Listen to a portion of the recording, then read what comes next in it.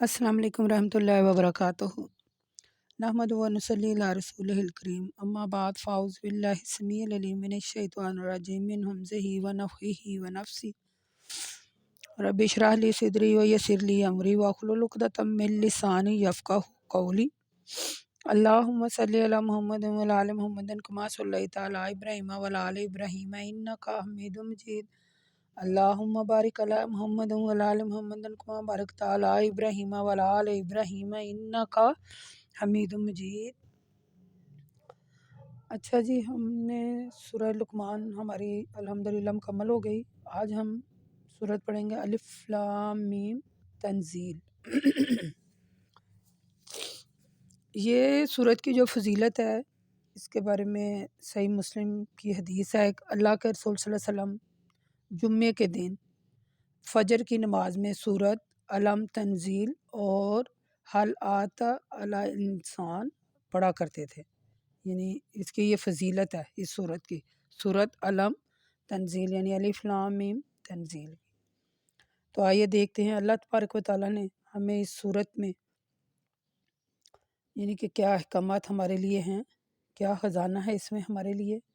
میں خزانہ ہی سمجھتی ہوں جو مجھے، یعنی جیسے ہم ابھی تک الحمدللہ ہم نے سورت لقمان تک پڑھ لیا، تو میں جب یہ سورت شروع کرتی ہوں نا تو میرے لیے تو اس میں خزانہ ہوتا ہے، جن باتوں کا ہمیں دیکھیں اللہ تعالیٰ نے ہمیں زندگی گزارنے کے طور طریقے سکھائے کہ زندگی کیسے گزارنی ہے، بولنا کیسے ہے، بیٹھنا کیسے ہے، کسی کے گھر کیسے جانا ہے، چیزیں کیسے ناپ تول، یعنی ہمیں زندگی گزارنے کے اللہ نے طریقے بتائے، تو وہ ہمارے لیے جس بات کا ہمیں پتہ نہیں تھا ہمیں پتہ چل گیا ہے۔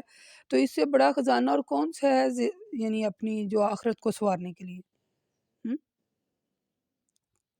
آپ مجھے بتائیے گا کہ کیا آپ میرے ساتھ اتفاق کرتے ہیں کہ اس سے بڑا خزانہ ہمارے پاس اور کون سا ہے کہ جس کام کا ہمیں نہیں تھا پتہ اس کا پتہ چل گیا ہے، اس سے بڑا خزانہ اور کون سا ہے اپنی آخرت سنوارنے کے لیے۔ تو آئیے دیکھتے ہیں اللہ تبارک و تعالیٰ نے ہمارے لیے کیا احکامات نازل کیے اس صورت میں۔ بسم اللہ الرحمن الرحیم۔ اس صورت کی جو ابتدا ہے وہ اسی کے نام سے ہو رہی ہے، الف لام میم تنزیل الکتاب لا ریب فیہ من رب العالمین ام یقولون افتراہ بل هو الحق من ربک لتنذر قوما ما آتاہم من نذیر من قبلک لعلہم یہتدون۔ یعنی الف لام میم کے بارے میں ہم نے پڑھا، یہ حروف مقطعات ہیں۔ اس میں کوئی شک نہیں کہ اس کتاب کا نزول رب العالمین کی طرف سے ہے، اور اے رسول کیا لوگ یہ کہہ رہے ہیں کہ رسول نے اب اسے خود بنایا ہے؟ بلکہ یہ آپ کے رب کی طرف سے حق ہے، اسی نے اس کو نازل کیا ہے تاکہ آپ ایسی قوم کو ڈرائیں جن کے پاس آپ سے پہلے کوئی ڈرانے والا رسول نہیں آیا، شاید یہ لوگ ہدایت پر آ جائیں۔ یعنی اس میں یہ ہے کہ یہ لوگ کہتے ہیں کہ کیا رسول نے اسے خود بنا لیا، لیکن اللہ کہتے ہیں نہیں، ہم نے پیچھے سورۃ فرقان میں پڑھا، نہیں، یہ اللہ تعالیٰ کی طرف سے کتاب ہے جس میں کوئی شک نہیں ہے، یہ روشن اور یعنی کہ یہ روشن اور مبین کتاب ہے۔ یعنی جب کفار کہتے تھے نا اللہ کے رسول صلی اللہ علیہ وسلم کو قرآن مجید کو خود بنا کر اللہ تعالیٰ کی طرف منسوب کر دیا ہے، تو پھر اللہ تعالیٰ نے کئی مقامات پر اس الزام کا جواب دیا ہے۔ قرآن مجید کا جو نزول کا مقصد صرف یہ ہے کہ لوگ گمراہ جو لوگ ہیں وہ ہدایت پر آ جائیں، اور انشاءاللہ تعالیٰ جو بندہ اس کو پڑھتا ہے نا، دل سے پڑھتا ہے اور سمجھ کر پڑھتا ہے، وہ ہدایت پر آ جاتا ہے۔ اللہ الذی خلق السماوات والارض وما بینہما فی ستۃ ایام ثم استوی علی العرش ما لکم من دونہ من ولی ولا شفیع افلا تتذکرون یدبر الامر من السماء الی الارض یوم یعرج الیہ فی یوم کان مقدرہ الف السنۃ مما تعدون ذالک عالم الغیب والشہادۃ العزیز الرحیم الذی احسن کل شیء خلقہ۔ یعنی اللہ تبارک و تعالیٰ نے یہ جو آیات ہیں اللہ ہی ہے جس نے آسمان کو اور زمین کو اور جو کچھ ان کے درمیان ہے سب کو 6 دنوں میں پیدا کیا ہے، 6 دنوں میں۔ پھر عرش پر رونق افروز ہوا، اور اے لوگو اس کے علاوہ تمہارا کوئی کارساز نہیں، نہ ہی کوئی سفارش کا اختیار رکھتا ہے، کیا تم پھر بھی نصیحت حاصل نہیں کرتے؟ وہی ہے آسمان سے لے کر زمین تک ہر کام کی تدبیر کرتا ہے، پھر ایک ایسے وقفے میں جس کی مقدار تمہارے حساب سے 1000 سال کے برابر ہے، وہ کام اسی کی طرف چڑھ جاتا ہے۔ وہی تو ہے جو پوشیدہ ظاہر جاننے والا ہے اور بڑا غالب رحم والا ہے۔ وہی ہے جس نے ہر چیز کو بہت اچھا بنایا، اسی نے اس کو پیدا کیا، اسی نے انسان کی پیدائش کو مٹی سے شروع کیا، پھر ایک حقیر پانی سے اس کو پیدا کیا، اور پھر اسی نے انسان کی بھی، یعنی کہ اسی نے حقیر پانی سے پیدا کیا، اور پھر اسی سے اس کی نسل بنائی، پھر اسی نے اس کی درست اور اصلاح کی، اور پھر اس میں اپنی روح پھونکی، پھر اسی نے اے لوگوں تمہارے کان، تمہاری آنکھیں، تمہارے دل بنائے، مگر تم بہت ہی کم شکر ادا کرتے ہو۔ یعنی پھر اس میں ہم نے توحید کے دلائل اللہ تعالیٰ نے اس میں دیے، جو ہم نے ابھی پڑھے ہیں۔ اللہ تعالیٰ فرماتے ہیں نا کہ زمین اور آسمان کو 6 دنوں میں اللہ نے پیدا کیا، اور کون ہے جو اس کے علاوہ یہ کام کر سکتا ہے؟ اس میں توحید کے دلائل اللہ تبارک و تعالیٰ نے بیان کیے، یعنی اللہ تعالیٰ نے انسان کی پیدائش مٹی سے شروع کی تھی، اور اس میں آدم علیہ السلام کی پیدائش کی طرف یعنی اشارہ ہے کہ ان کو مٹی سے بنایا تھا، پھر انسان کو نطفے سے بنایا، اور پھر اسی سے جو ہے وہ نسل چلی۔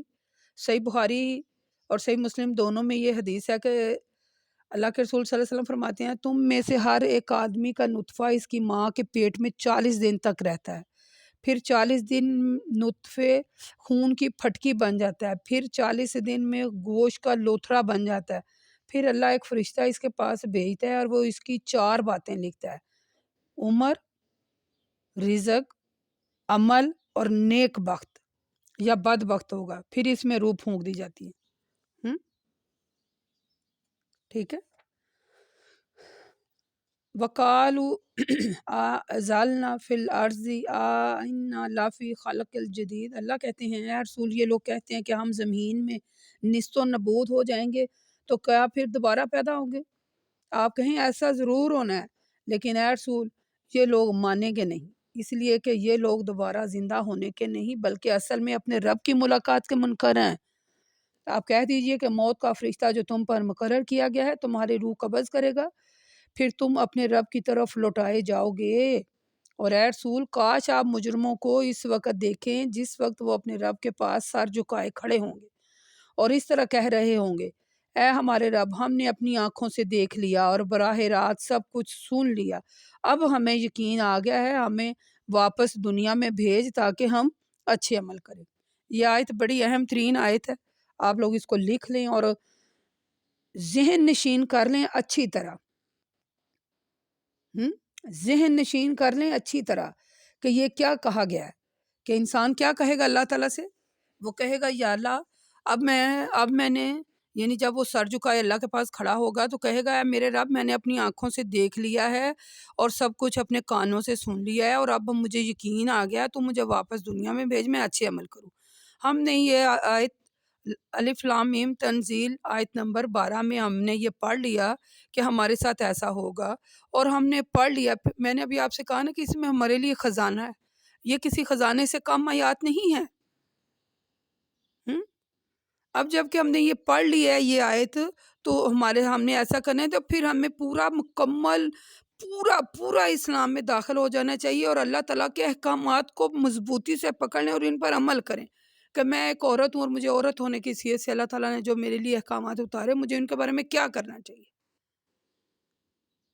یہ چند روزہ زندگی ہے اور اس کو آخرت کی زندگی پر ہمیں قربان کریں گے تو جو دائمی زندگی ہے، جو جنت ہے، جس کے نیچے نہریں ہیں، جس کے باغات ہیں اور بہت کچھ ہے اس میں، اور اپنی مرضی، یعنی وہاں کوئی بندہ بیمار نہیں ہوگا، کوئی کچھ نہیں ہوگا۔ اللہ کا دیدار، میں سوچتی ہوں سب سے زیادہ اہم ترین ہے کہ اللہ کا دیدار ہوگا وہاں۔ اب یقین کریں کہ جب یہ میں ایسی یاد پڑھتی ہوں تو میں یعنی اکثر اپنی ویڈیو میں کہتی ہوں کہ میرے پاس الفاظ ختم ہو جاتے ہیں جب میں یہ پڑھتی ہوں. آپ یقین کریں کہ جو میری کیفیت ہے وہ میں الفاظ میں بیان ہی نہیں کر سکتی کہ کس طرح بندہ پھر مائل ہو جاتا ہے. میں کہتی اچھا اس کے بعد وہ پھر اللہ کہہ رہا ہے کہ یہ میں نے اب پڑھ لیا نا، یہ ہم نے اب پڑھ لیا یہ آیت، تو اس کے بعد پھر کوئی ظاہر ہے انسان کوئی غلطی کوئی خطا ہو جاتی، پھر اللہ کہتا ہے، اللہ کو وہ بندہ بڑا بڑا پسند ہے جو بندے سے غلطی ہو پھر معافی مانگے، پھر غلطی ہو پھر معافی مانگے.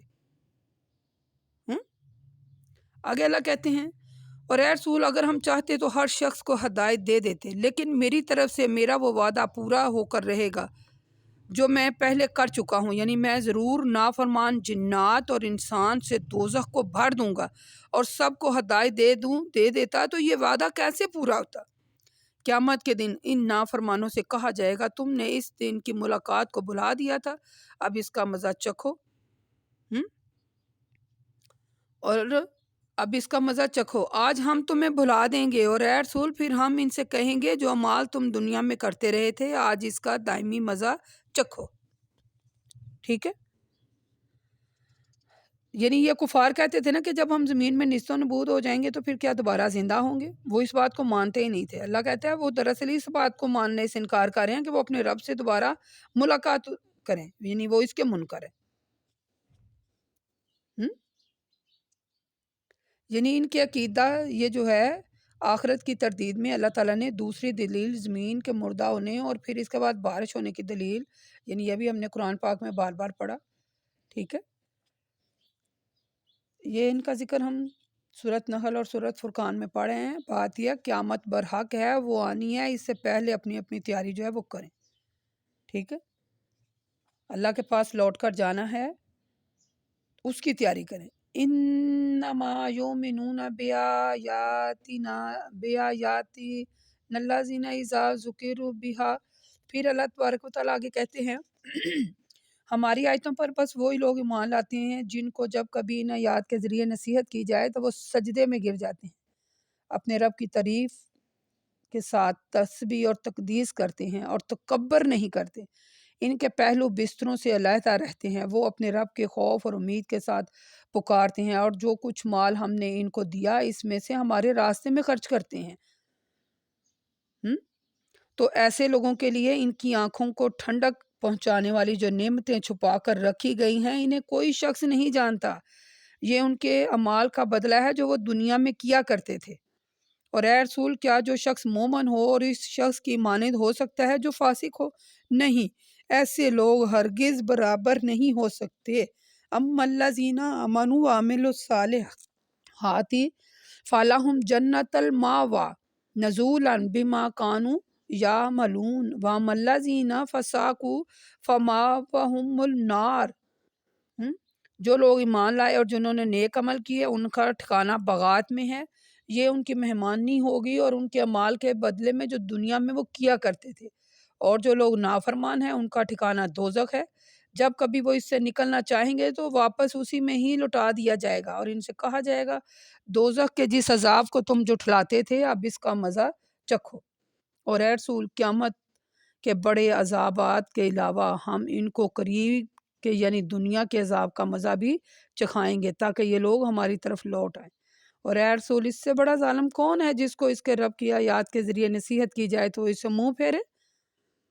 ہم گناہگاروں سے ان کی اس حرکت کا بدلہ ضرور لیں گے، ضرور.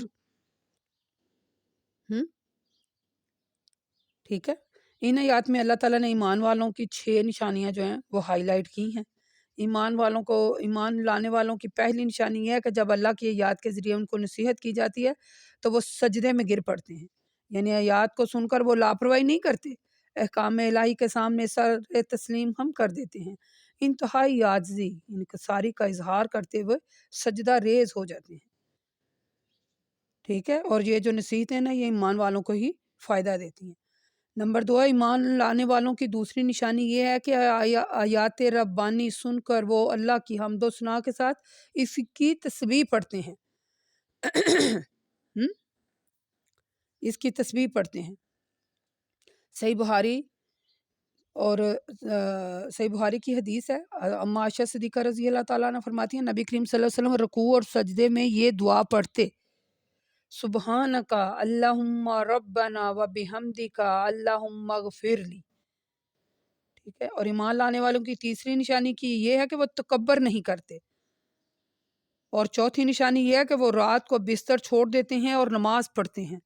पांचवी निशानी ये है कि वो यानी कि अपने सच्चे पक्के दिल से यानी उम्मीद के साथ अल्लाह ताला को पुकारते हैं, वो उसकी रहमत से नाउम्मीद नहीं होते। और छठी निशानी ये है कि अल्लाह के दिए हुए माल में से खर्च करते हैं।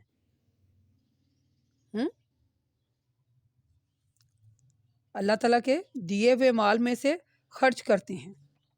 ये निशानियां अल्लाह ताला ने हाईलाइट की हैं। ठीक है। अल्लाह ताला की याद सुनकर ईमान लाएं। वलक़द अतैना मूसल किताब फला तकूनु, यानी अल्लाह कहते हैं रसूल हमने यकीनन मूसा को किताब दी, लिहाजा आप इस किताब के मिलने के सिलसिले में किसी किस्म का शक ना करें, और हमने इस किताब को बनी इसराइल के ज़रिए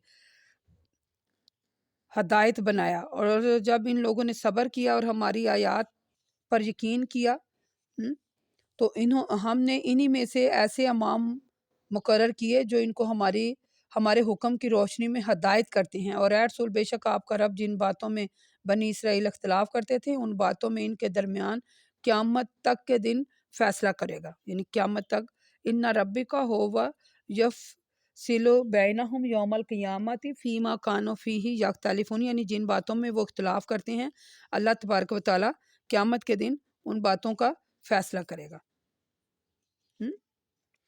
अवलम यहदिल्लाहुम कम अखलकना मिन कब्लिहिम मिनल कुरूनी, क्या ये बात इन लोगों के लिए बाइसे हदायत नहीं हुई कि हमने इनसे पहले कितनी ही उम्मतों को हलाक कर दिया जिनकी आबादियों में ये चलते फिरते थे। बेशक इसमें इबरत की बड़ी निशानियां हैं, तो क्या ये लोग सुनते नहीं कि इनसे क्या कहा जा रहा है।